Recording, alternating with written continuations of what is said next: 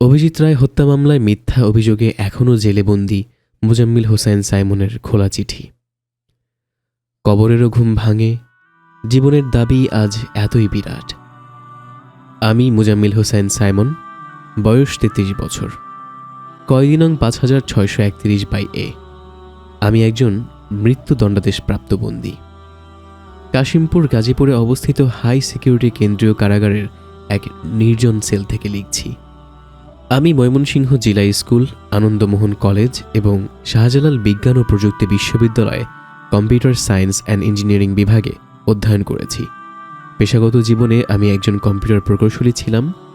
আমার স্ত্রী ঢাকা বিশ্ববিদ্যালয়ের মার্কেটিং বিভাগে অধ্যয়ন করেছেন। আমাদের 9 বছরের এক মেয়ে এবং 8 বছরের এক ছেলে রয়েছে। আমার বাবা বাংলাদেশ বিমান বাহিনীতে ফ্লাইট সার্জন ছিলেন। আমার মা গৃহিণী। আমি একজন মুসলিম। এই পরিচয়ের তাগিদ থেকেই বিশ্ববিদ্যালয়ে পড়াকালীন সময় থেকেই আমার ভূতপূর্ব শিক্ষক ডক্টর মোহাম্মদ জাফর ইকবাল ও তার আলট্রা সেকুলার ভক্তবৃন্দের কপটতা প্রকাশিত হবার পর আমি আওয়ামী শাহবাগী সেকুলারদের সক্রিয় বিরোধিতায় লিপ্ত হই। এ ধারাবাহিকতা চলমান থাকে বিশ্ববিদ্যালয় ছেড়ে চলে আসার পরেও। এই প্রতিক্রিয়াশীল গোষ্ঠী অন্যায়ভাবে কখনো শিবির, কখনো হিজবুত তাহরির ট্যাগ দিয়েছিল এবং সবশেষে যখন জঙ্গিবাদের ন্যারেটিভ একদম তুঙ্গে, তখন এক পর্যায়ে হাসিনার গুন্ডা বাহিনী সিটিটিসিকে আমার পেছনে লেলিয়ে দেয়, শুধু এজন্যই যে আমি ইসলামের পুনরুত্থানে বিশ্বাসী একজন দায়ী ও অ্যাক্টিভিস্ট ছিলাম। ফলশ্রুতিতে একজন পিতা, পুত্র, স্বামী, ভাই কিংবা মুসলিম অথবা মানুষ হিসেবে দীর্ঘদিন অস্তিত্বশীল থাকার পর হাসিনার দোসর ডিবি, পরবর্তীতে সিটিটিসি গঠিত হয় ডিবির একাংশের নেতৃত্বে, যারা আমাকে নতুন এক পরিচয় দেয়, যে পরিচয় আবার বাকি সকল পরিচয় অপ্রাসঙ্গিক ও অস্তিত্বহীন করে ফেলে। 2017 সালের 30 সেপ্টেম্বর দুপুরে বাউনিয়ার ঢাকাস্থ বাসা থেকে সিটিটিসির তৎকালীন প্রধান গোপালগঞ্জের মনিরুল ইসলাম, যিনি বর্তমানে এসবি প্রধান, এর নির্দেশে 20 থেকে 25 জনের একটি টিম আমাকে স্ত্রী সন্তানের সামনে থেকে তুলে নিয়ে যায়। আমার পরিবার জিডি করতে চাইলে জানানো হয় যে সিটিটিসির নিষেধ রয়েছে। এভাবেই নিশ্চিত করা হয় গুম রাখার পথ, যত দিন ইচ্ছা। তবে আসন্ন পুলিশ সপ্তাহে বিপিএম, পিপিএম পদক বাগানোর দ্বারা থাকায় তারা মাত্র 48 দিন ঘুম করে রেখে কাজ আদায়ে তৎপর হয়। নতুন পরিচয় এবং অনেকগুলো ছদ্মনামে অলঙ্কৃত করে 19 নভেম্বর 2017 তারিখে জাতির সামনে হাজির করা হয়, যে পরিচয় ব্লোটিং পেপারের মতো শুষে নেয় আমার অন্য সকল পরিচয়। দাবি করা হয় আমি গোপন ও নিষিদ্ধ এক সংগঠনের সক্রিয় সদস্য এবং ইসলাম বিদ্বেষী ব্লগার হত্যা মামলার অন্যতম আসামি। আমি পরিণত হই না মানুষে। অন্ধকার যুগের ইউরোপে যাদের বলা হতো হোমো সাচার, যার কাজ কেবল খাওয়া, ঘুম আর শ্বাস প্রশ্বাস নেয়া, আজ প্রায় 7 বছর সম্পন্ন হতে চলল, হয়তো আরও চলবে। হাসিনার আরেক নিপীড়ক প্রতিষ্ঠান কারা প্রশাসন ন্যূনতম খাদ্যে 3টি কম্বল, কিছু পোশাক এবং নিঃশ্বাস নেওয়ার বিশাল সুযোগ করে দিয়েছে। নাকচ করেছে বাকি সব অধিকার। এমনকি ইসলামী বই দূরে থাকুক, সাধারণ ইতিহাস, সাহিত্য, রাজনীতি বিষয়ক বই পর্যন্ত পড়তে দেওয়া হয় না। পরিবার দূরে থাকুক, আইনজীবী বা মানবাধিকার কর্মীদের উদ্দেশ্যে পর্যন্ত চিঠি লিখতে দেয়া হয় না, যা ব্রিটিশ ও পাকিস্তানি শাসনামলেও অত্যন্ত সাধারণ বিষয় ছিল। অতপর 2021 সালে হাসিনার ক্যাঙ্গারু কোর্ট, সন্ত্রাস বিরোধী ট্রাইব্যুনালের বিচারক মুজিবুর রহমান কোনো সাক্ষ্য প্রমাণ না থাকা সত্ত্বেও অভিযুক্তদের থেকে গুম ও নির্যাতনের মাধ্যমে জোরপূর্বক আদায়কৃত স্বীকারোক্তিমূলক জবানবন্দিতে পরস্পর বিরোধ ও অসঙ্গতি থাকা সত্ত্বেও ঢালাওভাবে মৃত্যুদণ্ডাদেশ দিয়ে আমাকে না মানুষে পরিণত করার প্রক্রিয়াকে পূর্ণতা দান করে। আমি দ্ব্যর্থহীন ও স্পষ্ট ভাষায় বলছি, আমি নিরপরাধ। আমি কখনোই কোনো সংগঠনের প্রকাশ্য বা গোপন, সক্রিয় বা নিষ্ক্রিয় সদস্য ছিলাম না, প্রত্যক্ষভাবেও না, পরোক্ষভাবেও না। আমার থেকে জবানবন্দি প্রচণ্ড শারীরিক ও মানসিক চাপ প্রয়োগ করে আদায় করা হয়েছে। অদ্য লেখাটি আমার বাইরে পাঠানোর ইচ্ছে ছিল হাসিনার সরকারের পরিবর্তনের পর অথবা মৃত্যুদণ্ডাদেশ কার্যকর হবার আগে, যা বেশ দূরবর্তী মনে হচ্ছিল, যেহেতু হাসিনা রাষ্ট্রীয় প্রতিষ্ঠানগুলোর নিরঙ্কুশ আনুগত্য উপভোগ করছিল এবং বিজ্ঞ আদালত ফাঁসির রায় দেওয়ার পর হাইকোর্ট, আপিল বিভাগ ও রিভিউর দীর্ঘ প্রক্রিয়া শেষে কার্যকর হতে সাধারণত 8 থেকে 10 বছর লেগে যায়। তবে ইতিহাস ও রাজনীতি সাধারণ জ্ঞান থাকা যে কোনো ব্যক্তির ন্যায় আমারও প্রবল ধারণা হাসিনার পতন কেবল সময়ের ব্যাপার। হাসিনার আজ্ঞাবহ কারা প্রশাসন অত্যন্ত চিন্তিত।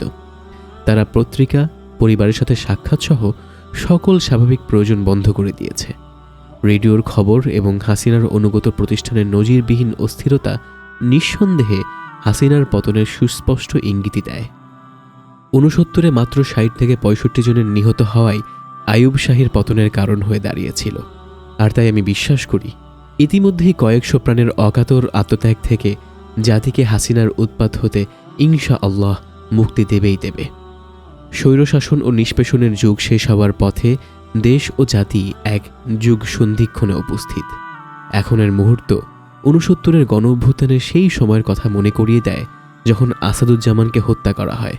আর কবি সন্তোষ গুপ্ত তার ঐতিহাসিক পঙ্গক্তিগুলো লেখেন, মৃত্যুর জানাজা মোরা কিছুতেই করিব না পাঠ, কবরেরও ঘুম ভাঙে, জীবনের দাবি আজ এতই বিরাট। এমন অবস্থাতে আমি নিস্তব্ধ না থাকাই সঠিক মনে করছি। এতে পরবর্তীতে আমার পরিণতি নিয়ে ভাবার খুব সুযোগ আর দেখছি না। কিছু বিষয় লেখা জরুরি মনে করলাম।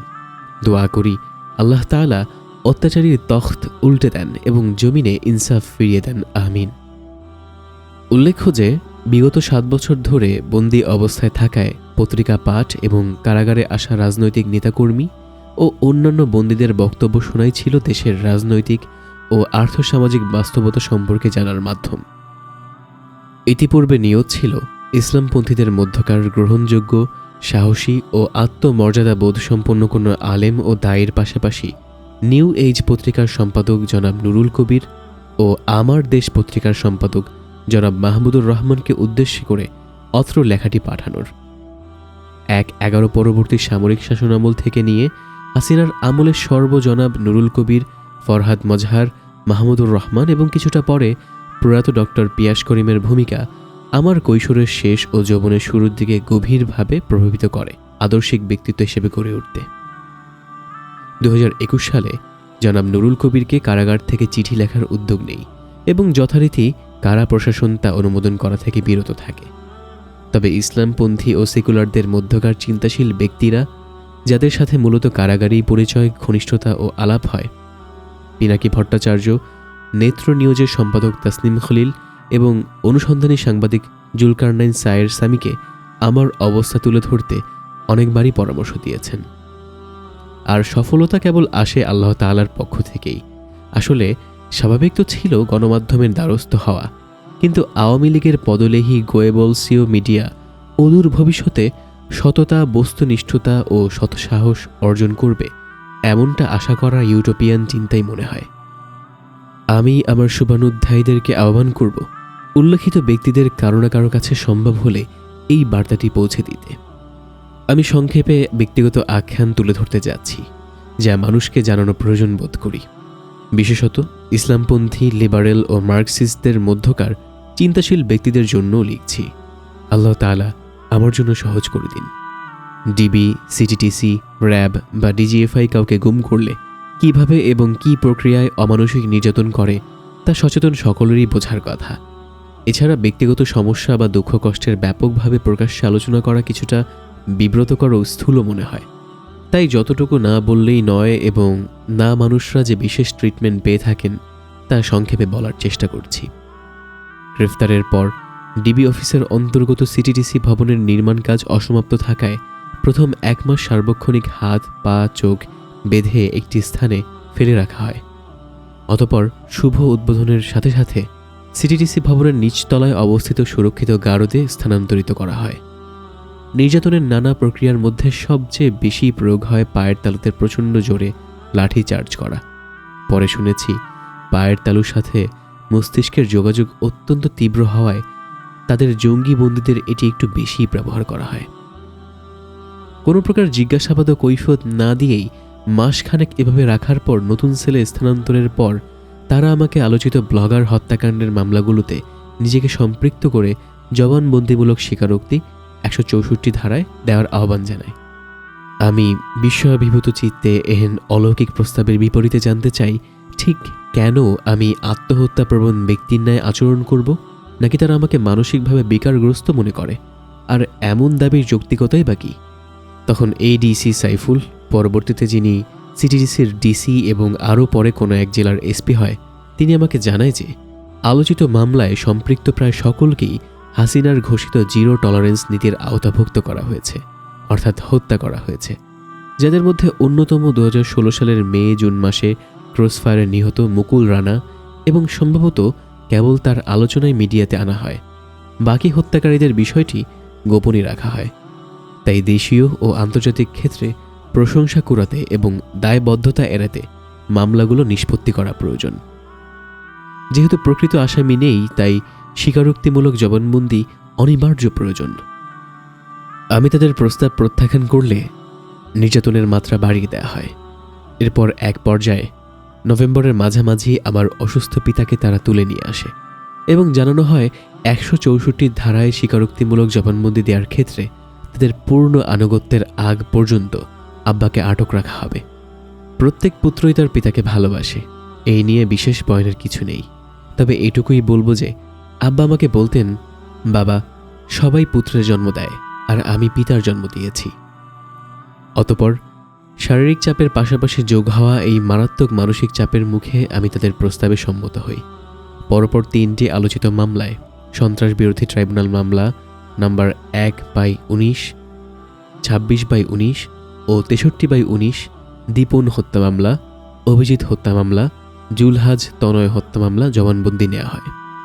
আশ্চর্যজনকভাবে লক্ষ্য করলাম, এ সকল জবানবন্দি নেয়ার জন্য সিটিডিসির সশস্ত্র পুলিশ ম্যাজিস্ট্রেটের কক্ষে উপস্থিত থাকে এবং পুলিশের লিখে দেওয়া খসড়া আইনি ভাষায় 161 ধারায় পুলিশের নিকট প্রদত্ত জবানবন্দি দেখে দেখে ম্যাজিস্ট্রেট লিখে দেন। লেখা শেষে আমাকে কষ্ট করে স্বাক্ষর দিলেই কাজ হয়ে যায়। জবানবন্দি আদায় করা ছাড়াও আমেরিকান অ্যাম্বাসি থেকে আগত 2 কর্মকর্তার, যাদের কাছে এসব মিথ্যা কথা স্বীকার করতে হয়, কেবল তখনই আব্বাকে ছেড়ে দেওয়া হয়। পাশাপাশি আমাকে ও আব্বাকে হুমকি দেওয়া হয়, যদি এ ব্যাপারে কথা ছড়ায় তবে পরিবারের উপার্জনক্ষম একমাত্র ব্যক্তি আমার ছোট ভাইকে তুলে আনা হবে। এ কারণে পরবর্তী বিচারিক কাজের শেষ দিকে 342 ধারায় আত্মপক্ষ সমর্থনমূলক জবানবন্দিতেও আব্বাকে জিম্মি করে 164 ধারায় জবানবন্দির আদায়ের বিষয়টি উচ্চ রাখি। এভাবেই ডিবি অফিসার ও ম্যাজিস্ট্রেট গংদের সম্মিলিত প্রয়াসে সম্পন্ন হয় আমাকে না মানুষ বানানোর প্রক্রিয়া। পরবর্তীতে আরও 5 থেকে 6 জনকে কাছাকাছি সময় এভাবেই পুলিশ ম্যাজিস্ট্রেট যৌথ প্রযোজনায় বলির পাঠা বানানো হয়। কার বাস্তবতা কি তা আমার পক্ষে বলা সম্ভব নয়, তবে এই আলোচিত 3টি মামলা কেবল এই সকল গুম, নির্যাতনের শিকার হওয়া যুবকদের দেয়া স্বীকারোক্তিমূলক জবানবন্দি এর উপর ভিত্তি করে নিষ্পত্তি করা হয়। প্রকৃত বাস্তবতা কি তা জানার জন্য রায় বাতিল করে মামলাগুলোকে উচ্চ আদালতের নির্দেশে পুনর্তদন্তে পাঠানো আবশ্যক। এবার আসা যাক বিচার কার্যের প্রহসন প্রসঙ্গে, যেখানে এদেশের সাধারণত বিচার বিভাগকে মানুষের শেষ আশ্রয় মনে করা হয়। মামলার 3টি বাদী থেকে শুরু করে কোনো সাক্ষী কোনো একজন আসামির বিপক্ষেও সাক্ষী দেয়নি, নেই অন্য কোনো প্রমাণও। অথচ কেবলমাত্র স্বীকারোক্তিমূলক জবানবন্দির আলোকে অভিযুক্তকে সাজা দেওয়া যায় না। সাজা প্রদানের জন্য অন্তত একটি সমর্থনমূলক সাক্ষ্য বা প্রমাণ জরুরি।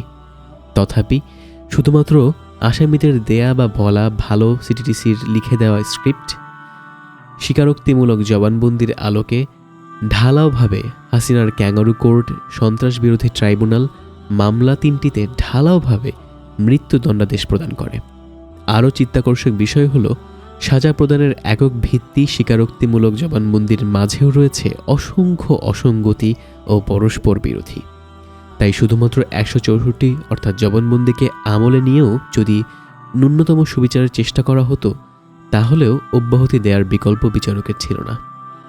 আরও বিস্ময়ের বিষয় হল, হত্যাকাণ্ডের সাথে সরাসরি জড়িত মর্মে অভিযুক্তদের জন্য সন্ত্রাস বিরোধী আইন 2013 এর 6-1 ক-এর অ ধারায় আমাকে অভিযুক্ত করে সাজা দেওয়া হয়েছে।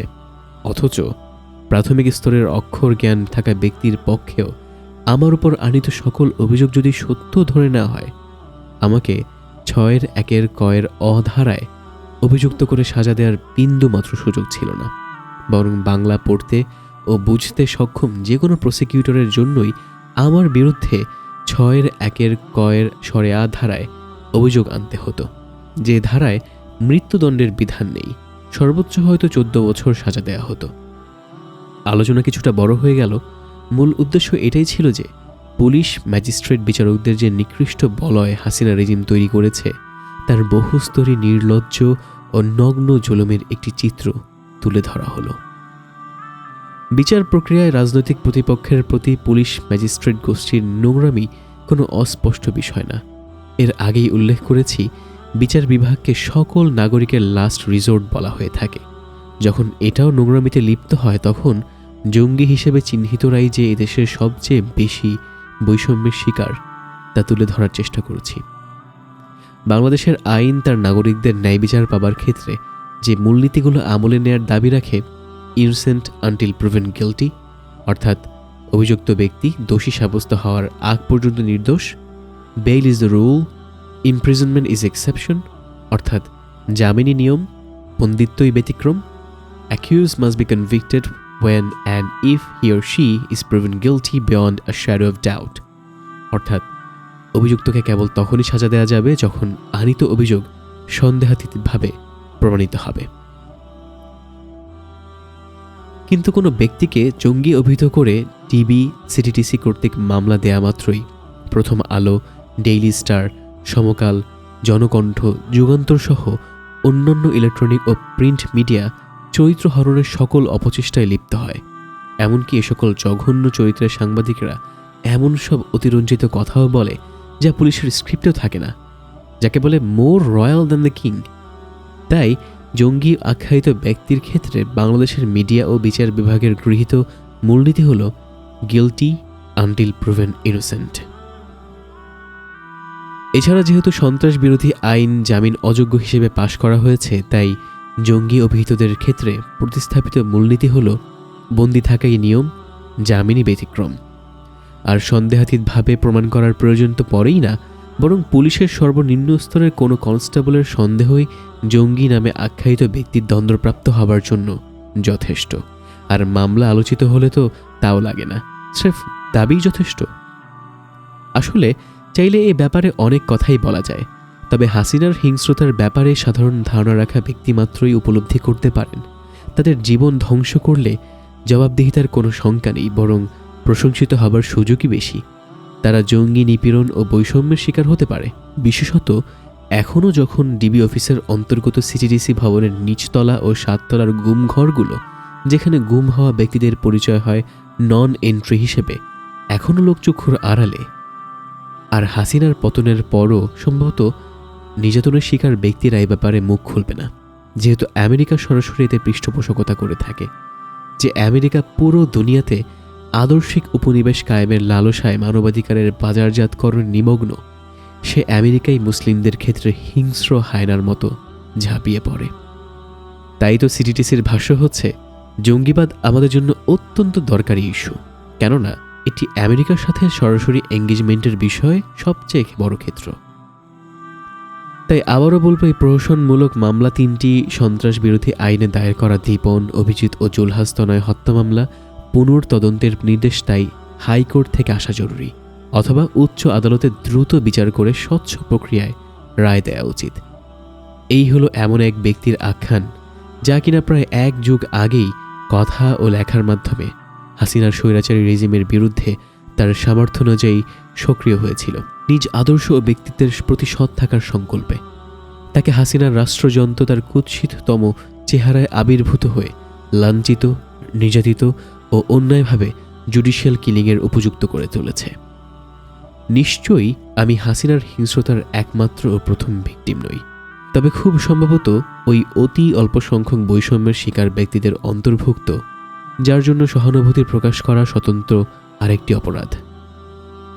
পরিশেষে বৈষম্য বিরোধী আন্দোলনের পরিপক্কতা লাভের প্রাক্কালে কথা হলো, ভূপৃষ্ঠে বিচরণশীল সর্বাধিক বৈষম্যের শিকার ব্যক্তিদের প্রতি হওয়া বৈষম্য অপসারণে কার্যকর ভূমিকা রাখবে আগামীর নেতৃত্ব। নিশ্চয়ই তারা এক্ষেত্রে কার্যকর পদক্ষেপ নেবে। চারিত্রিক দৃঢ়তা, আত্মমর্যাদাবোধ, ন্যায় বিচার ও সাম্যের আলোকেই তারা সিদ্ধান্ত নেবে। পশ্চিমা সাম্রাজ্যবাদী আমেরিকা বা উগ্র হিন্দুত্ববাদী ভারতের অভিপ্রায় বা চাপ তাদের সামান্যতম প্রভাবিত করবে না, এ আশাই রাখি। আর প্রকৃত কথা হলো, আল্লাহ তাআলা যা চান তাই হয়। নিশ্চয়ই সেদিন আর খুব বেশি দূরে নয়, যেদিন অত্যাচারের নির্জন গড়ে আশ্রিত হবে ফেরু। সবশেষে বাংলাদেশের প্রত্যেক শ্রেণী পেশার বিবেকবান মানুষ, বিশেষত ইসলামপন্থী, লিবারেল বা মার্কসিস্ট বুদ্ধিজীবী ও নেতৃত্বদের উদ্দেশ্যে র্যালফ চ্যাপলিনের ছোট্ট এক কবিতা উল্লেখ করে শেষ করছি। Mourn not the dead that in the cool earth lie, dust unto dust, the calm sweet art that mothers all who die, as all men must. Mourn not your captive comrades who must dwell, too strong to strive, within each steel-bound coffin of a cell, buried alive. But rather mourn the apathetic throng, the cowed and the meek, who see the world's great anguish and its wrong, and dare not speak. High security কেন্দ্রীয় কারাগার, রাত 9:10 30 জুলাই 2024।